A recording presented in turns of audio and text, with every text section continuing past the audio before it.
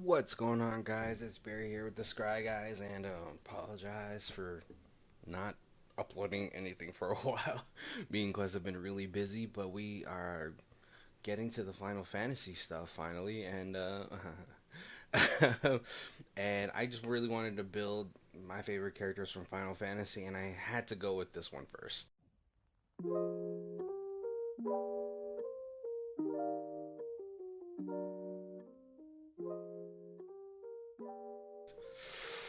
Yes, we are doing the most chaotic character and evil. I stand by that. He's the most evil and the greatest villain.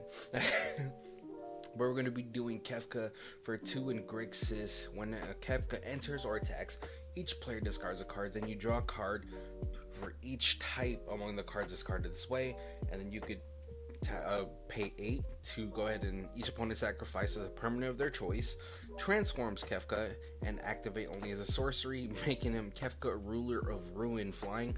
Whenever an opponent loses life during your turn, you draw that many cards. So, really great here. I mean, we kind of get two really awesome sides, two sides that really should just be their own cards, because depending on how you want to focus it is going to be where your main focal point of the deck is going to be. And really, I wanted to focus on the front side of this because how else do you have fun when you it's so much more fun when you're destroying everybody's hand. That's what I was trying to say.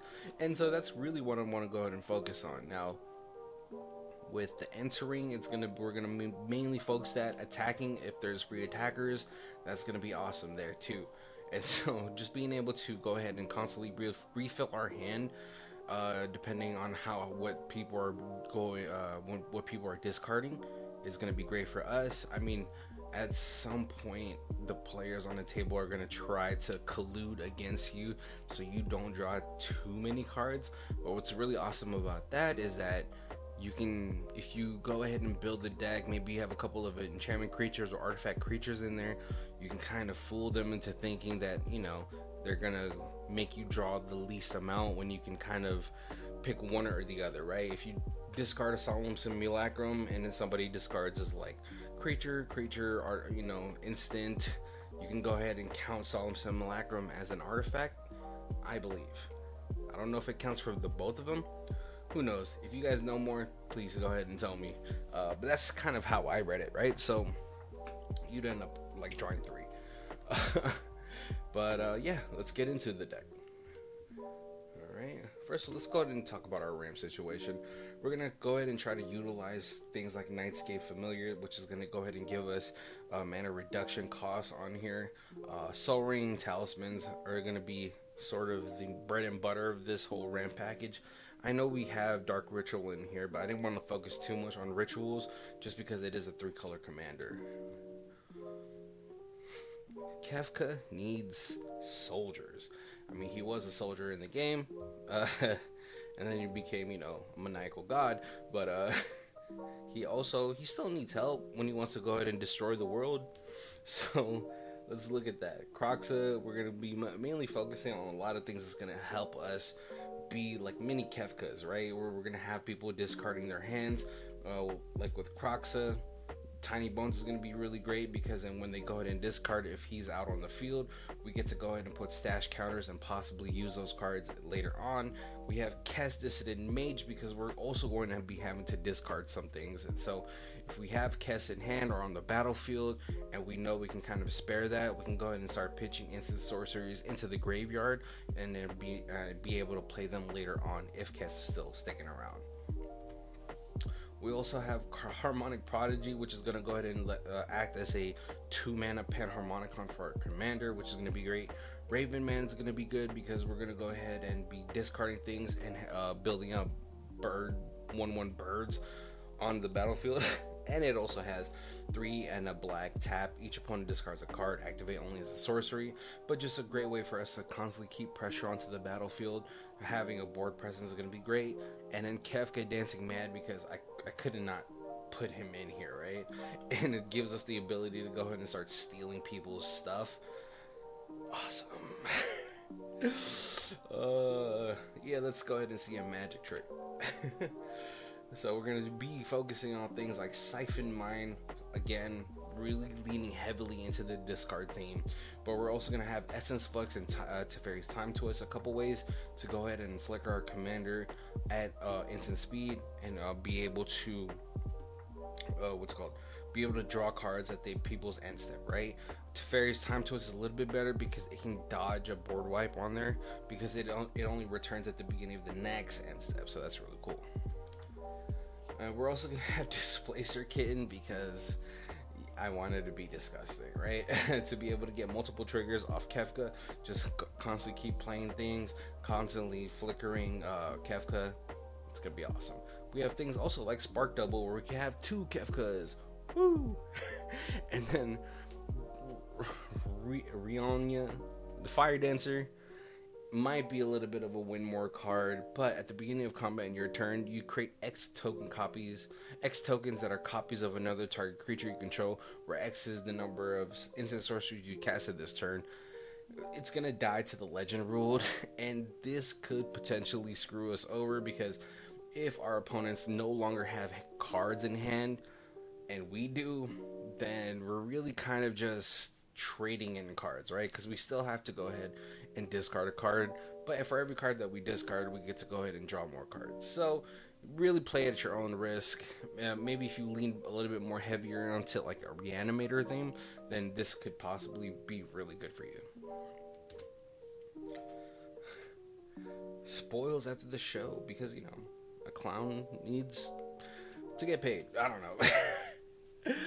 Liliana's Caress, Migrum, and Raider's Wake are going to be great ways for us to go ahead and try to close out this game as soon as possible, because whenever an opponent discards a card, our opponents are going to go ahead and take damage for each card. And if we have multiples of them out, people are going to be losing 2 life, 4 life, 6 life possibly, right? Liliana's Caress and Raider's Wake are a little bit better because those are loss of life. So if they have some way of negating, like getting dealt damage, like a solitary solitude, Migrum won't work because it deals damage. But Liliana's Caress and Raider's Wake make our opponents lose life. So those 2 are a little bit better than Migrum. We have Psychosis Crawler, Painful Condry, and Davriel to just go ahead, keep the pressure on. That's really what's really important about this deck, is that we're able to go ahead and destroy our opponent's hands and then punish them for whenever we draw cards, or whenever they cast spells, or whenever they have no hand. And that's really how we're gonna go ahead and close this game out. And then we're going to go ahead and benefit from all of the things that they're losing. So with Waste Not, we're going to either create 2/2 zombies, we're going to either ramp a little bit with 2 black mana for every land they discard, or whenever they discard a non-creature, non-land, we get to go ahead and draw cards. Same with Geth's Grimoire, which can draw us so many cards. And then Turgid, God of Fright, the boogeyman of the mono black community, can really just boost us so far ahead that our opponents might just scoop if nobody has an answer for Turgid, and we get multiple instances of Kefka's ability to go off in one turn. We might go from 6-7 mana to 12-13 depending, right? So that's really it's a game changer. So and it wouldn't be a Kefka deck if I didn't put a chaos card in it at least, right? I really wanted to stick to the theme, or like make it very thematic to Kefka, but I also understand that people have lives, and so I don't want to play a 3-hour game just because I want it to be messy and play chaos and extend the game out for so long because every spell people are playing, it's not the spell, and I don't know, it's just so I wanted to do the opposite and haste the game, or quick the game up, right? With Havoc Festival, it's a 4 and Rakdos enchantment. Players can't gain life, and at the beginning of each player's upkeep, that player loses half of his or her life rounded up. If this is allowed to stick around for too long, the game might just be over. The game, this game, like as soon as Havoc Festival is out, the game is only long for 2, 3 more turns, possibly, right? And the fact that it blocks anyone from gaining any life, it's like, no, you're gonna come down. You are at the red wedding. I think I'm using that reference right. But yeah, this is gonna be the Kefka Court Mage deck. A little bit of chaos, a lot of hand destruction, and I hope you guys like it.